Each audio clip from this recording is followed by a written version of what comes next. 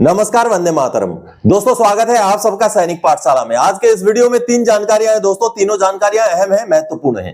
दोस्तों, 8वें पे कमीशन को लेकर के एक और अहम लेटर जारी हुआ है, इसके बारे में आगे दिखाऊंगा। पेंशन मंत्रालय का लेटर है और 12 फरवरी 2026 का लेटर है। चलिए, इसके साथ ही साथ दोस्तों, देश भर में कई जगह पर सैनिक रेस्ट हाउसेस हैं। आप अगर इलाज के दौरान कहीं आपको जाना पड़े या आपको घूमने के लिए कहीं जाना पड़े तो आप सैनिक रेस्ट हाउसेस में रह सकते हैं।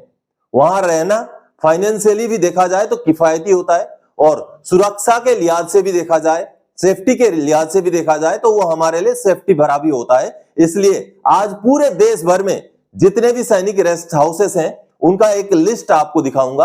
आप नोट करके रख सकते हैं। आपको कहीं घूमने जाना है या आपके आसपास का नजदीक का कहीं रेस्ट हाउस जिसके बारे में आपको नोट करके रखना है तो पूरा उनका एड्रेस, कितने रूम है, अधिकारियों के लिए कितने हैं, जेसीओज के लिए कितने हैं, अन्य रैंक के लिए कितने हैं, वो सारा लिस्ट आपको दिखाऊंगा जो आप नोट करके रख लीजिएगा ताकि जिंदगी में आपको काम आ सके। इसके साथ ही साथ माननीय कोर्ट का एक जबरदस्त फैसला सामने आया है, वो भी आगे आपको दिखाऊंगा। 10 फरवरी 2026 का फैसला है और ब्याज भुगतान को लेकर है दोस्तों। वैसे अगर बैंक की गलती हो तो उस बैंक की गलती की वजह से अगर आपको एरियर देरी से मिले, पेंशन देरी से मिले तो उसको लेकर के तो आरबीआई का सर्कुलर है। उसको आरबीआई के सर्कुलर के बेस पर अगर आप थोड़ा लड़ाई करेंगे, जद्दोजहद करेंगे तो आपको इंटरेस्ट मिल जाएगा, ब्याज मिल जाएगा। लेकिन जिन केसेस में पीपीओ ही देरी से निकला, जिन केसेस में पहले गलत दे दिया था पेंशन, बाद में सही किया गया, जिसमें बैंक इन्वॉल्व नहीं है, उन केसेस में ब्याज कैसे मिले?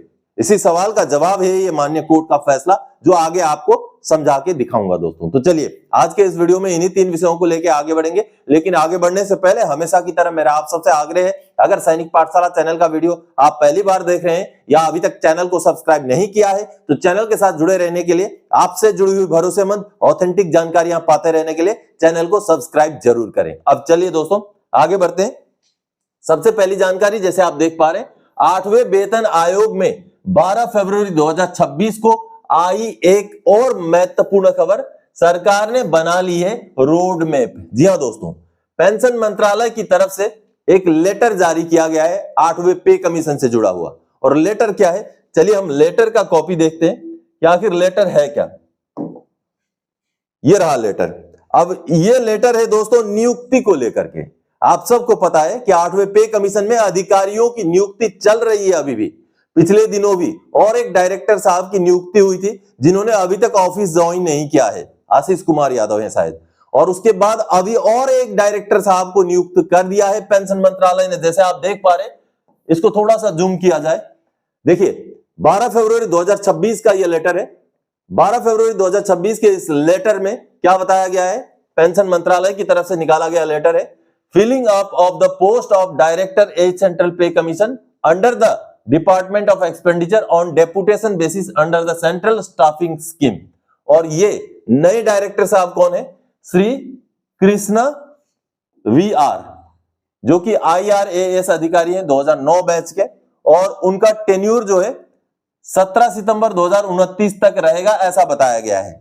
और उनका टेन्यूर शुरू हुआ था, वो दूसरे जो विभाग में है ऑलरेडी, डिपार्टमेंट ऑफ एक्सपेंडिचर में, तो उनका 18 सितंबर 2024 से टेन्यूर शुरू हुआ था, तो 5 साल के लिए टेन्यूर माना गया है।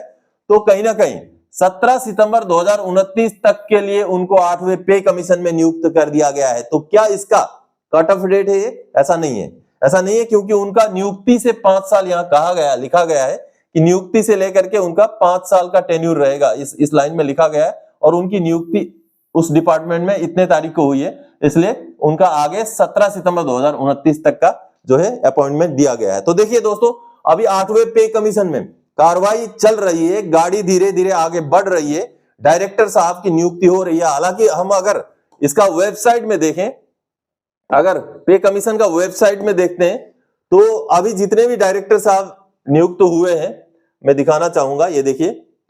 अब ये देखिए, अभी तक जो टीम है, यहां देखिए, श्रीमती जस्टिस रंजना प्रकाश देसाई हैं, चेयरमैन हैं, फिर उनके पीएसओ हैं, फिर मेंबर हैं पुलक घोष, फिर उनके ये दूसरे मेंबर सेक्रेटरी हैं, उनके PPS2 मेंबर सेक्रेटरी। उसके आगे देखिए, अब ये रहे, इसमें से जो भी आशीष कुमार यादव या अभी जो कृष्णा साहब हैं, उनका डिटेल्स अभी तक वेबसाइट में अपलोड नहीं हुआ है, अपडेट नहीं हुआ। इसका मतलब उन्होंने ऑफिस ज्वाइन नहीं किया है। नियुक्ति हो गई है लेकिन ऑफिस ज्वाइन नहीं किया, इसलिए यहाँ पर अपडेट नहीं है। जैसे जैसे अपडेट आएगा दोस्तों, जो जो भी ऑफिस ज्वाइन करता रहेगा, ये चीजें वेबसाइट में अपडेट होती रहेंगी। ये 8वां पे कमीशन का वेबसाइट है, इसको समय समय पर चेक करते रहिएगा, आपको भी जानकारी मिलेगी। वैसे मैं तो आपको जानकारी जरूर देता रहूंगा। चलिए अब आगे बढ़ते हैं दोस्तों अगली जानकारी की ओर। अगली जानकारी क्या है? अब अगली जानकारी दोस्तों देखिए, पूरे भारत भर के सैनिक रेस्ट हाउसेस का लिस्ट और कॉन्टेक्ट डिटेल्स। जी हाँ दोस्तों, पूरे भारत भर में कई जगह पर सैनिक रेस्ट हाउसेस हैं जिनका इस्तेमाल हम कर सकते हैं। तो चलिए मैं आपको पूरा लिस्ट दिखाता हूं। आपका जहां भी जरूरत हो वहां पर वीडियो को पॉज करके नोट करके जरूर रख लीजिएगा, ताकि कहीं कभी जिंदगी में काम आ सके। चलिए लिस्ट देखते हैं दोस्तों। ये सामने आप एक लिस्ट देख पा रहे हैं, पूरे भारत भर के, पूरे देश भर के सैनिक रेस्ट हाउस के कॉन्टेक्ट डिटेल्स और उनका लोकेशन के बारे में जानकारी है दोस्तों। आप जहां भी रहते हैं या जहां भी आप जाना चाहते हैं, उस जगह का सैनिक रेस्ट हाउस का डिटेल्स आप सेव करके रख सकते हैं। चलिए मैं बता दूं, ये सबसे पहले तो पूरे जगहों का नाम के साथ उस एरिया में कितने रेस्ट हाउसेस हैं वो यहाँ बताया गया है। ये एक सूची है, कुल 66 पेज का ये डॉक्यूमेंट है। आप देखिए आंध्र प्रदेश में, मैं आपको मिसाल के तौर पे, एग्जाम्पल के तौर पे बता देता हूं कि जैसे कि आंध्र प्रदेश के कौन से लोकेशन में है। यहाँ पर लोकेशन लिखा हुआ है अनंतपुरम, और अनंतपुरम में क्या एड्रेस है, सैनिक रेस्ट हाउस का ये एड्रेस है। और नियरेस्ट रेलवे स्टेशन क्या है, रेलवे स्टेशन से दूरी कितनी है, और उसके बाद नियरेस्ट एयरपोर्ट क्या है और उस एयरपोर्ट से दूरी कितनी है। उसके आगे अधिकारियों के लिए कितने रूम है, जेसीओज के लिए कितने रूम है, और अदर रैंक्स जवानों के लिए कितने रूम है। ये पूरा जानकारी यहाँ दिया गया है। और आखिर में कॉन्टेक्ट डिटेल्स भी दिया गया है, आप जैसे देख पा रहे हैं यहाँ पर। तो इस तरीके से ये एक आंध्र प्रदेश का रहा। तो इसी तरीके से आपको जहां भी जाना है या जो भी आपका राज्य है उसका अगर आप रखना चाहें कॉन्टेक्ट डिटेल्स, पूरा डिटेल्स, तो मैं इस पेज को अब नीचे लेके चलता हूं। अरुणाचल प्रदेश में नहीं है, अरुणाचल प्रदेश में नील है, लेकिन आसाम देखिए, अब आसाम में भी कई सारी जगहों पर रेस्ट हाउसेस हैं। गुवाहाटी, सिलचर, डीफू, धुबरी, जोरहाट, हाफलोंग, दरंग, इस तरीके से बाकी जगहों पर देखिए। बिहार के भी भागलपुर, भोजपुर, छपरा, इस तरीके से हर जगह पे लगभग कई सारे जगहों पर ये जो है सैनिक रेस्ट हाउसेस हैं, जिनका आप ये डिटेल्स देख पा रहे हैं। छत्तीसगढ़ का देखिए, ये दिल्ली का देखिए, अभी उसके आगे गोवा में नहीं है, गोवा में नील है। गुजरात में है, ये देखिए गुजरात के विभिन्न जगहों पर है। आप कहीं घूमने जाते हैं या आप कहीं इलाज के दौरान कहीं रुकना पड़ता है, तो आप पहले सैनिक रेस्ट हाउसेस में रुकने की कोशिश कर सकते हैं। वहां पर अगर रूम अवेलेबल हो तो आप रुक सकते हैं। एक तो पूर्व सैनिक या सैनिक के लिए सैनिक रेस्ट हाउसेस सेफ भी रहेंगे और खर्चा भी वहां कम लगता है। तो आप जहां पर भी आप रहते हैं या जहां का भी आपको डिटेल्स चाहिए, आप यहां से नोट कर सकते हैं। मैं धीरे धीरे, अब झारखंड का लिस्ट आ गया तो धीरे धीरे नीचे कर रहा हूं। आप जहां भी आपके लिए जरूरत हो वहां पर वीडियो को पॉज कीजिएगा और डिटेल्स जो भी है, एड्रेस है, उनका ईमेल आईडी है, उनका कॉन्टेक्ट डिटेल्स है, उसको नोट करके रख सकते हैं ताकि जरूरत पर आपको काम आ सके। अब केरला वाला लिस्ट ये रहा। इसी तरीके से मध्य प्रदेश का लिस्ट है, मध्य प्रदेश, महाराष्ट्र में कहाँ कहाँ है देखिए। लगभग देश के हर जगह पर सैनिक रेस्ट हाउसेस हैं, और कहाँ कहाँ पर जवानों के लिए कितने हैं, जेसीओज के लिए कितने हैं, अधिकारियों के लिए कितने रूम है, वो भी पूरा डिटेल्स आप देख पा रहे हैं। ये देखिए मिजोरम का है ये, फिर नागालैंड में भी कई सारी जगहों पर है, ये आप देख पा रहे हैं। इसके अलावा उड़ीसा का ये लिस्ट है, पंजाब का ये लिस्ट है, पंजाब में कहाँ कहाँ है ये देखिए। उसके आगे राजस्थान का ये लिस्ट है, राजस्थान में भी बहुत सारी जगहों पर है, ये देखिए राजस्थान में बहुत ज्यादा जगहों पर है। सिक्किम में देखिए, कोई घूमने जाते हैं या कहीं कुछ इस तरीके से जाते हैं तो सिक्किम में भी सैनिक रेस्ट हाउसेस हैं। उसके आगे तमिलनाडु में देखिए, फिर त्रिपुरा में देखिए, तेलंगाना में देखिए, उत्तराखंड में भी है, उत्तराखंड में भी काफी अच्छे तादाद में है। उत्तर प्रदेश में है, उत्तर प्रदेश में क्योंकि सबसे बड़ा प्रदेश है तो ऑब्वियसली वहां पर बहुत ज्यादा संख्या में होंगे। ये देखिए सबसे ज्यादा संख्या में उत्तर प्रदेश में ही है, 50 है। वेस्ट बंगाल में है, अंडमान निकोबार में है, चंडीगढ़ में है, जम्मू एंड कश्मीर में है, लेह एंड लद्दाख में है, तो देखिए पुडुचेरी में भी है। तो ये रहे पूरा लिस्ट मैंने आपको दिखा दिया, आप नोट करके रख सकते हैं। पेंशन या एरियर देरी से भुगतान पर माननीय कोर्ट का सख्त रवैया, 52 साल का ब्याज भुगतान का सुना दिया आदेश।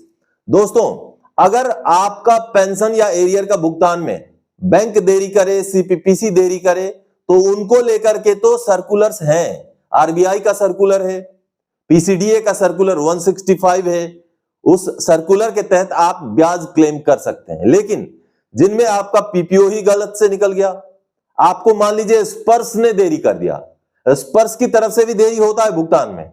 अगर स्पर्श को मान लीजिए 1 साल पहले ही आपको कुछ देना था जो नहीं दिया, 1 साल बाद दिया, तो उसमें ब्याज भुगतान का कोई प्रावधान नहीं है। कई सारे केसेस में देखा गया है कि पीपीओ देरी से निकाल दिया, तो ऐसे केसेस में आपको ब्याज कैसे मिले? ऐसे केसेस में ब्याज लेने के लिए माननीय कोर्ट सबसे बड़ा रास्ता है दोस्तों। चलिए इसको लेकर के अभी एक कोर्ट का जजमेंट आया 10 फरवरी 2026 का, जिसमें माननीय कोर्ट ने 52 साल का दोस्तों 52 साल का ब्याज भुगतान का आदेश 2 टूक सुना दिया है। चलिए कोर्ट का जजमेंट का कॉपी देखते हैं। दोस्तों, माननीय एएफटी लखनऊ का ये आप जो फैसला देख पा रहे हैं 10 फरवरी 2026 का फैसला है, जो एक ऐतिहासिक फैसला है। इस फैसले में माननीय कोर्ट ने पीसीडीए को, सरकार को एक पेंशनर के पेंशन के ऊपर 52 साल का ब्याज भुगतान का आदेश सुना दिया है। जी हां दोस्तों, पेंशनर की मृत्यु के बाद वो शहीद हो गए थे इंडो पाक लड़ाई के दौरान, भारत और पाकिस्तान के लड़ाई के दौरान, लेकिन उनकी फैमिली को ऑर्डिनरी फैमिली पेंशन दिया गया। लेकिन बाद में केस जीतने के बाद उनको लिबरलाइज फैमिली पेंशन दे दिया गया और लिबरलाइज फैमिली पेंशन का एरियर भी दिया गया। लेकिन चूंकि लिबरलाइज फैमिली पेंशन देरी से दिया गया, उनको कोई ब्याज नहीं दिया गया था। जी हां, आप यहां पर देखिए 9 नंबर पैराग्राफ में आपको दिखाना चाहूंगा। Facts of this case are not disputed by the parties. Learned counsel for the applicant has considered in para 3 of the rejoinder affidavit that arrear amounting to 37,99,974 on account of liberalized family pension has been credited into her bank account in the year 2024 and she is in receipt of her due pension with effect from April 2024। यानी कि पहले ordinary family pension दे दिया, लेकिन बाद में जब case clear हुआ तो उनको जो लिबरलाइज फैमिली पेंशन के हिसाब से एरियर दे दिया, 37,99,974 रुपए का एरियर का भुगतान कर दिया। लेकिन अब पेंशनर ने कहा कि हमें तो लिबरलाइज फैमिली पेंशन उस समय में दिया जाना चाहिए था, 1965 से दिया जाना चाहिए था, जो आपने दिया नहीं, और आज दे दिया, एरियर दे दिया, लेकिन उस एरियर के ऊपर ब्याज कौन देगा? तो इस मुद्दे को लेकर जब ग्रीवेंसेस डाले गए, जब काम नहीं बना, बहुत कोशिश के बाद, तब ये कोर्ट में जब मसला गया, तो माननीय कोर्ट ने किस तरीके का फैसला दिया आप देखिए। जो फैसले का, जजमेंट का जो फाइनल लाइन है, यहां पर आप देखिए 11 नंबर पैराग्राफ में माननीय कोर्ट ने क्या कहा है। In view of the above, the respondents are directed to pay interest on delayed payment on liberalized family pension, which was due in the applicant with effect from 1 February 1972. But the record shows that the applicant has been paid liberalized family pension with effect from April 2024। यानी कि उनको 1 फरवरी 1972 से ही दिया जाना था liberalise family pension, जो उनको अप्रैल 2024 से देना शुरू किया गया। Meaning hereby that the applicant is entitled to interest at the rate 8% on delayed payment of liberalized family pension। यानी कि इसका मतलब ये है कि जितना भी समय देरी हुआ है, उस समय का 8% के हिसाब से ब्याज लागू है। साफ साफ कह दिया माने कोर्ट ने। और उन्होंने आगे क्या कहा, The respondents are directed to pay the interest to the applicant within a period of 4 months. Failing, additional interest of 8% per annum shall be payable। यानी कि 4 महीने के अंदर आप भुगतान कर दीजिए 8% इंटरेस्ट 1972 से लेके अभी तक 2024 तक का, यानी कि लगभग 52 साल का, 52 इयर्स, 50 साल से भी ज्यादा का एरियर के ऊपर जो इंटरेस्ट होगा वो कितना होगा आप सोच के देख लीजिए। 8% के हिसाब से जितना उनको पैसा मिला, शायद एरिया जो इंटरेस्ट है उससे ज्यादा बन जाए।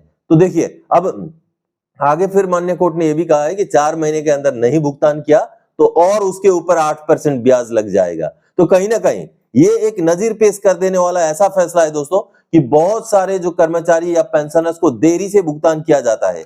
जो देरी बैंक की वजह से होती है उसमें तो बैंक के सर्कुलर हैं, आरबीआई के सर्कुलर हैं, उन सर्कुलर्स के ऊपर अगर जद्दोजहद किया जाए तो मिल जाता है। लेकिन जिन भुगतानों में बैंक का इन्वॉल्वमेंट नहीं है, मान लीजिए आपका पीपीओ देरी से निकाला गया, आपको गलत पेंशन पहले दिया, सही पेंशन देरी से शुरू किया गया, वैसे में बैंक द्वारा नहीं दिया जाएगा इंटरेस्ट। तो ऐसे केसेस के लिए ये माननीय कोर्ट का जजमेंट एक नजीर पेश कर देने वाला और एक एग्जाम्पलरी जजमेंट है जो कई सारे पेंशनर्स के लिए मोटिवेशन का काम कर सकता है। दोस्तों अगर इस तरीके के केसेस हो तो अभी फिलहाल तक तो कोर्ट केस ही एकमात्र जरिया है, लेकिन कहीं ना कहीं इसको लेकर गाइडलाइन, इसको लेकर रूलिंग, इसको लेकर के सर्कुलर जरूर निकाला जाना चाहिए सरकार की तरफ से।